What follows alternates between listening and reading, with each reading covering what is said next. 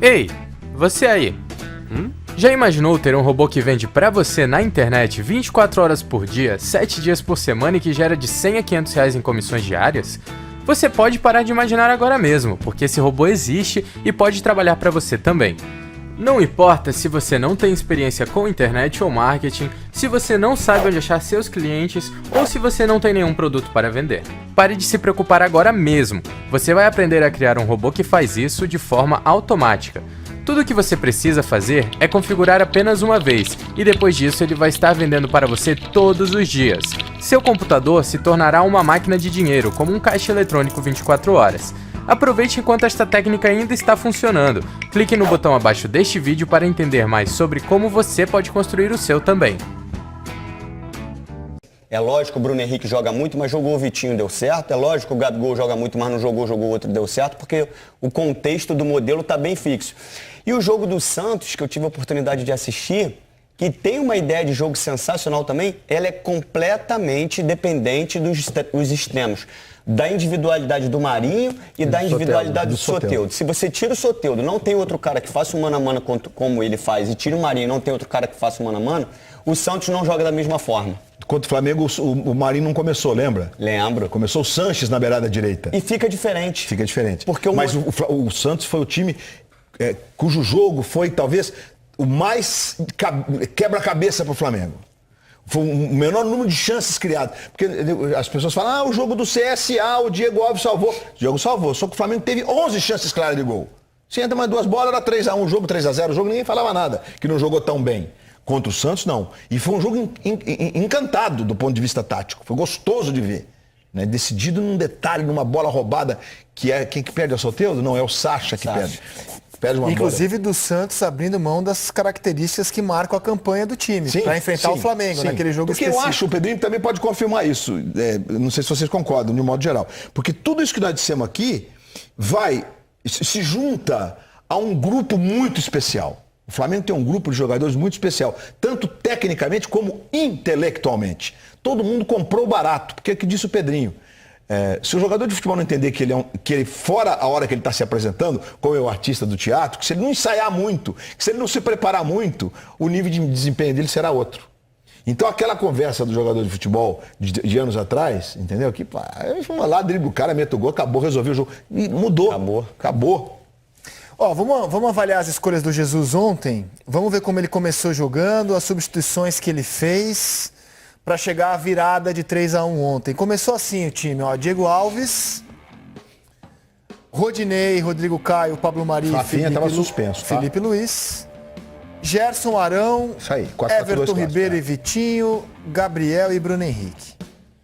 Eu acho que a escolha do Vitinho, ela se deu, já por acaso a gente tá vendo o Vitinho, né? Por conta do Nino Paraíba ser um lateral muito ofensivo. Então acho que me parece, né, Pedrinho? Que também falou, vou botar um cara que vai fazer a minha primeira linha e vai fazer e tem chance de ser, que é um atacante, né? Segura um pouquinho o Nino e consegue fazer um lado forte.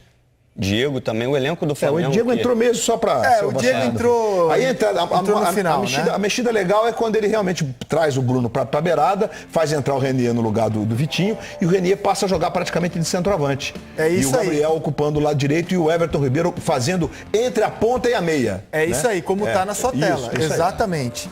Aí. E sobre o Renier, a gente pediu para o Pedrinho fazer uma análise desse jogador, porque é um surgimento assim, sem muito alarde. O impacto do Renier é menor do que, por exemplo, o impacto do Neymar, do Vinícius Júnior, quando os caras eram os protagonistas do time.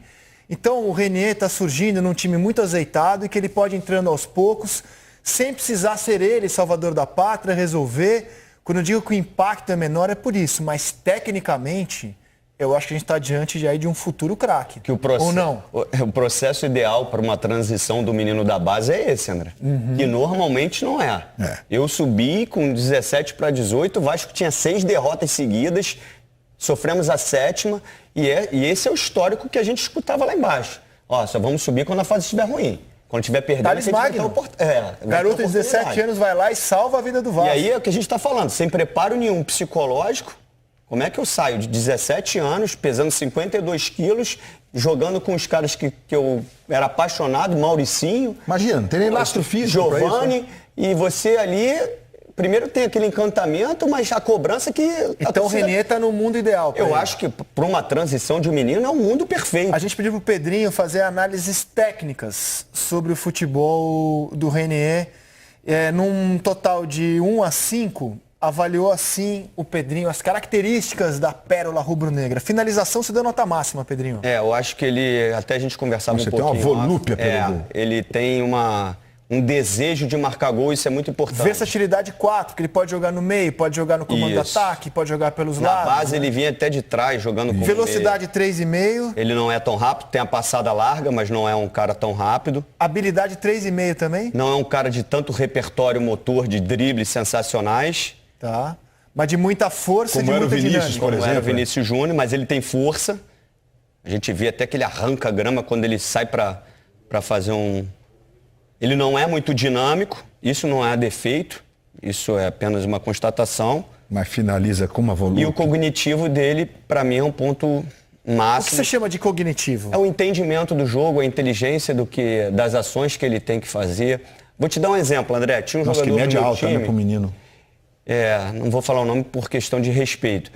Mas saía a bola, o adversário saía a bola, tocava para trás, pro volante. Ele saía daqui, corria no volante. Aí o volante tocava no zagueiro, ele ia correr no zagueiro. O zagueiro tocava no goleiro, ele corria no goleiro. Aí o goleiro tocava no lateral, ele corria no lateral. O goleiro devolvia, o lateral devolvia pro goleiro, ele voltava, se posicionava pro meio de campo.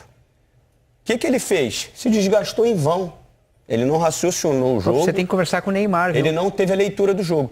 O que eu falo às vezes o jogador passa, o Alex, que jogou no Palmeiras, eu tive a oportunidade de jogar na seleção com ele. As pessoas tinham a sensação que ele era sono. Não é, ele tem leitura de jogo, ele não vai correr errado. Isso é questão cognitiva, ele tem o entendimento das ações que ele vai fazer. Eu não vou ali porque ali não vai dar em nada. Eu não vou dar um passe pro André, porque o André vai me devolver aqui, então ele já pensa no segundo passe. Se eu tocar no André ali, o André vai tocar naquele cara lá. Ele pensa no primeiro e no segundo. Se eu toco no André aqui, o André tá de costas ali com o cara nas costas dele, a única coisa que ele vai fazer é me devolver. Então essa questão cognitiva é um entendimento melhor das ações. Tem que botar o Pedrinho para conversar com o Neymar, para dar umas dicas, para ele não precisar buscar bola com o volante. Você acha que o Neymar ouve dicas? Não, acho que não adiantaria você falar nada. Mas deveria... Só uma observação sobre o Renier. Um espanhol me ligou esses tempos perguntando sobre o Renier, né? E ele fez a seguinte pergunta: mas ele é Vinícius Júnior ou ele é Rodrigo? Né? Porque são o Rodrigo, né? Que são as referências. Esse rapaz não é nenhuma coisa nem ele outra. É o Kaká. Não é uma mais outra parecido. História, né? Não, mais parecido com o estilo do Kaká. Do Kaká. Tá faltando vaga já para a Copa de 2026 já. Rodrigo, Vinícius Júnior, Renier, se o Paquetá engrenar, Paquetá, Paulinho, Thales Magno. Todos eles precisam comer bastante feijão, né? Por isso eu coloquei 2030. Mas o processo do Renier, ele é todo diferente por circunstâncias do que está acontecendo com o Flamengo. Claro. Né? Primeiro, você tem um timaço. Segundo, você vai lá e fala, não vou ceder esse cara aqui, porque eu não quero botar ele nessa vitrine aí, para ver se o empresário da Conchinchina que está lá olhando o jogo vai me arrumar 2 milhões para pagar a conta de luz. Isso conta. Porque e por isso Vasco também não libera para a seleção. Isso, mas porque a vitrine é a seleção. Sim, perfeito. Isso. Por isso que o Vasco não. Eu preciso liberar o Thales Magno. Vai jogar lá. Quem sabe eu arrumo um dinheiro semana que vem para pagar a conta. Porque senão vão me cortar o telefone. O telefone não tem mais no telefone. Esse ponto que o Luiz tocou é importantíssimo. Se o Flamengo detectou um desempenho absurdo do Renier e uma projeção de um talento grandioso, e não tenho a necessidade de vendê-lo, eu vou trabalhar ele para ele me dar o retorno técnico. Eu não preciso mais de dinheiro para vendê-lo. Se eu tiver que vender, eu vou vender pelo que ele vale, não pela necessidade, que o Flamengo hoje não tem necessidade. Então ele pode valorizar o Renier. Por que o Renier tem que ir para fora ganhar 3 milhões, um exemplo, e ele não pode ser valorizado se ele vai te dar o retorno técnico? Perfeito. Não existe mais o jogador... Antigamente o jogador tinha que ir para a Europa, para a Ásia, para fazer para se garantir financeiramente. Hoje não. Hoje ele joga no Brasil a carreira inteira e vai ficar rico, no bom sentido, para o resto da vida. E ele vai ter o recurso técnico, o desempenho técnico do Renier. E legal que esse super time do Flamengo tenha a participação de jogadores da base, cara. O Lincoln, por exemplo, marcou o gol de uma vitória importantíssima contra o Botafogo. O René está sendo super utilizado. E quando a gente for lembrar desse ano, certamente o gesto da direção do Flamengo de segurar o jogador, peitar a CBF, não ceder o René para o Sub-17, vai ser lembrado também. Vai ser lembrado. Como um dos gestos da campanha. E foi quase que... Porque o Flamengo tem uma boa relação com a CBF. Não estou julgando se deveria ou não ter, porque muita gente mistura as pistas. O Flamengo tem uma boa relação com a CBF, né? Então, no primeiro momento, o Flamengo ficou meio reticente, ficou meio na dúvida. Mas aí o Arrascaeta teve a contusão do joelho. Aí falou, gente, não temos substituto para o Arrascaeta. O substituto é o René. Isso, para mim, está claro, mas para muita gente não estava. Mas para o Jorge Jesus, obviamente que está claro. Que ele era o cara que podia compor da melhor maneira possível. Não tinha Diego à época? Que não tinha Diego, claro. O Diego estava com a fratura. Ninguém supunha que o Diego ia voltar esse ano, né?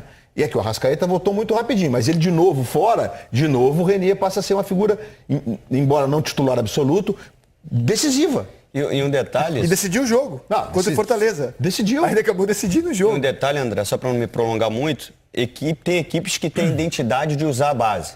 Vasco, Flamengo, vou citar alguns, posso esquecer, Santos, São Paulo. E você não pode perder isso por você ter recurso financeiro, como o Flamengo vem tendo. O Palmeiras teve um ano, não lembro qual, ele foi campeão de todas as categorias de base. Agora e não revelou ninguém. Não subiu ninguém. E não subiu ninguém. Um grande destaque do campeonato, que é o Arthur, não foi aproveitado no Palmeiras. Verdade. E isso é questão, não é crítica, mas é uma questão de gestão. Porque eu, como gestor, é muito melhor eu trazer o André Rizek, que tem um grande nome no mercado, do que eu arriscar no potencial do menino aqui. Porque eu trouxe um cara de nome e não botei no menino. E o Flamengo e os outros clubes que estão bem financeiramente, eles não podem perder esses meninos que vêm da base. Não podem perder. Amigos, Gabriel, que é formado pelo Santos, vai pulverizando recordes também. Ele já está na história do Flamengo e do Campeonato Brasileiro pelos gols que marca esse ano. O Zico, em 1980, fez 21 gols em 19 jogos, uma média de 1,1. Em 82, o Zico fez os mesmos 21 gols em 23 jogos, média de 0,91. E com o campeonato em andamento, o Gabriel já chega aos mesmos 21 gols do Galo em mais jogos do que em 82 e do que em 80. A questão é a seguinte, a média do Gabriel ela é menor que a do Zico, né? Eu acho que esses números servem muito mais para mostrar como o Zico era um extraterrestre. Porque nem centroavante ele era. Nem centroavante ele era. Mas só o fato de você colocar na mesma tela Gabriel e Zico. É muito. Gabriel, imprime e põe num quadro, porque isso é pra... Olha, deixa eu favorecer um pouquinho mais o Gabriel. É, né? Porque o Gabriel também não é um centroavante. O Zico tinha na época o Nunes, né? Que era um 9 mais clássico. E tal, e só. Os outros jogadores eram jogadores de composição, né? De preparação, etc. Né? O Gabriel tem. O Bruno Henrique faz gol pra burro, né?